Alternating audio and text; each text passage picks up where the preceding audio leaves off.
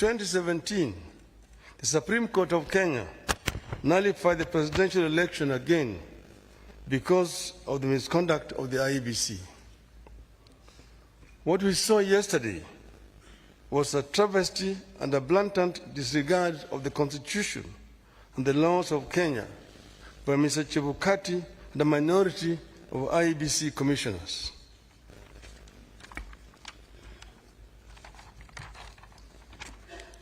The law is clear on the role of the chairperson of the IEBC.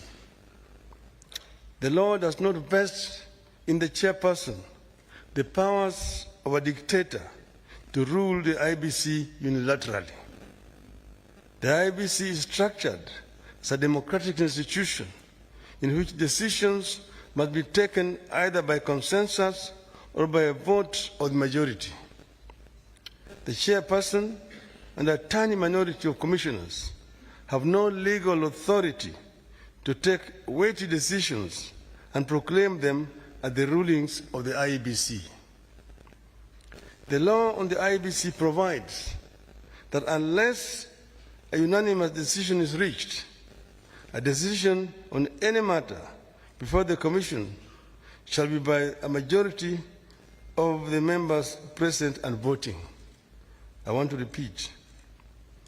Unless a unanimous decision is reached, a decision on any matter before the Commission shall be by a majority of the members present and voting. In addition, the Court of Appeal in the Maina Kiai case ruled, and I quote again, reiterate, as we conclude, that there is no doubt from the architecture of the laws we have considered that the people of Kenya did not intend to vest or concentrate such sweeping and boundless powers in one individual, that is the chairperson of the appellant.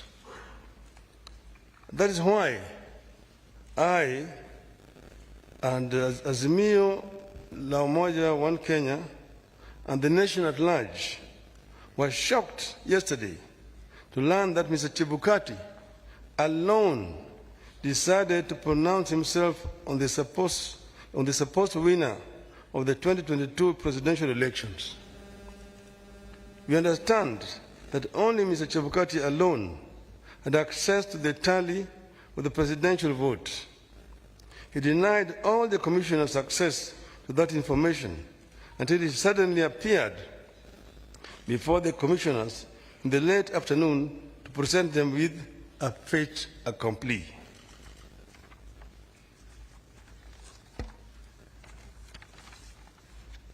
Barely 2 hours before his announcement, Mr. Chebukati called a meeting of the IEBC and revealed to them the different results he was going to announce.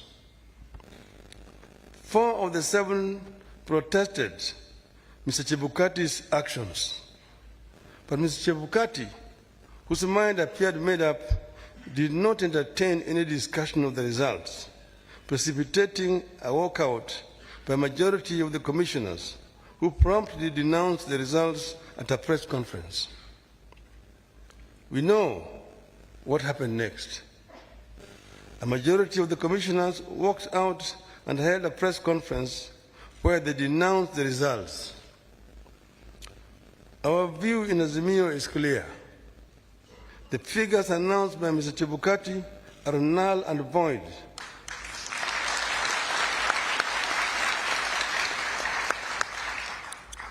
I repeat, the figures announced by Mr. Chebukati are null and void and must be quashed by a court of law.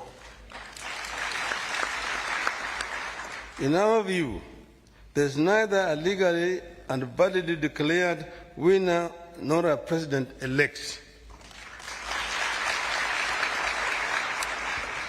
Mr. Chebukati's announcement purporting to announce a winner is a nullity. He acted with gross impunity and in total disregard of the Constitution and our laws. He could have plunged our country into chaos had our supporters not exercised great restraint. Such blatant acts of impunity can be a threat to the security of our country. It is not up to us to decide whether Mr. Chebukati has committed an offense. We leave that determination to the appropriate authorities. But for avoidance of doubt, I want to repeat that we totally and without reservations reject the presidential results announced yesterday by Mr. Chebukati. I want to commend our supporters for remaining calm and keeping the peace, and I urge them to continue to do so.